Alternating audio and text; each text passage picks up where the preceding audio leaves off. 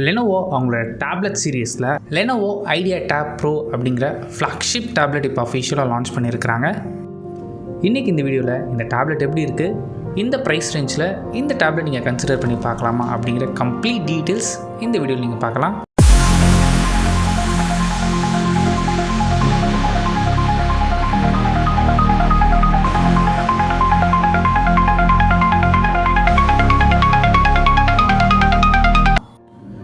First நம்ம எப்பவும் பார்க்குறது டிசைன் தான்.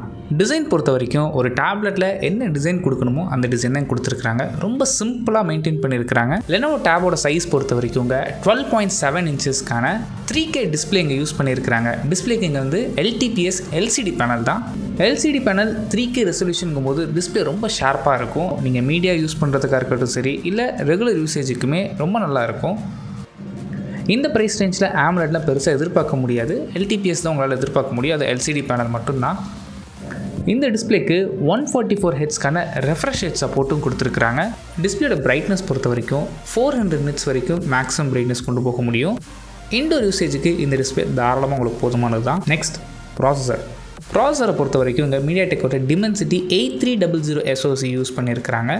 இதை சப்போர்ட் பண்ணுறதுக்கு 12 GB வரைக்கும் ரேமும் அண்ட் 256 GB வரைக்கும் இன்டர்னல் ஸ்டோரேஜ் ஆப்ஷன்ஸும் இங்கே அவைலபிளாக இருக்குது.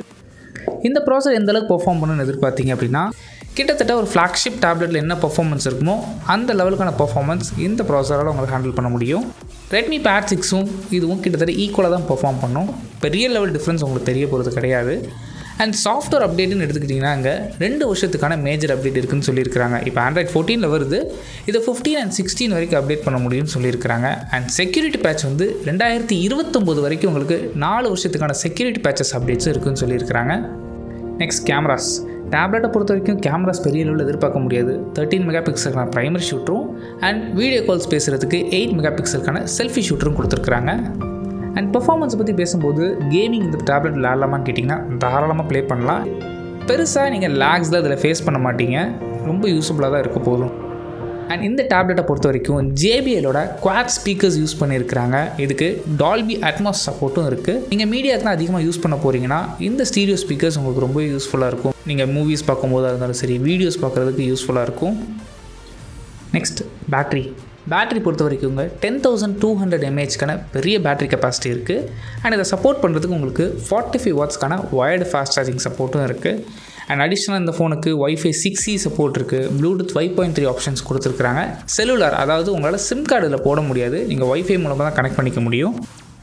இதோட காம்படிட்டர் MI எடுத்துக்கிட்டாலும் சரி, MIலேயும் உங்களுக்கு சிம் கார்டு ஆப்ஷன்ஸ் கொடுக்குறதில்ல. அடிஷ்னலாக ஆக்சசரிஸ் பொறுத்த வரைக்கும் இந்த ஸ்டைலஸ் இருக்குது. ஸ்டைலஸ் மட்டும் கிட்டத்தட்ட ஒரு 4000 rupees வரும். அண்ட் 2-in-1 கீபோர்டு ஆப்ஷன்ஸும் கொடுக்குறாங்க. அது கிட்டத்தட்ட 4000 5,000 ப்ரைஸ் பண்ணியிருக்கிறாங்க.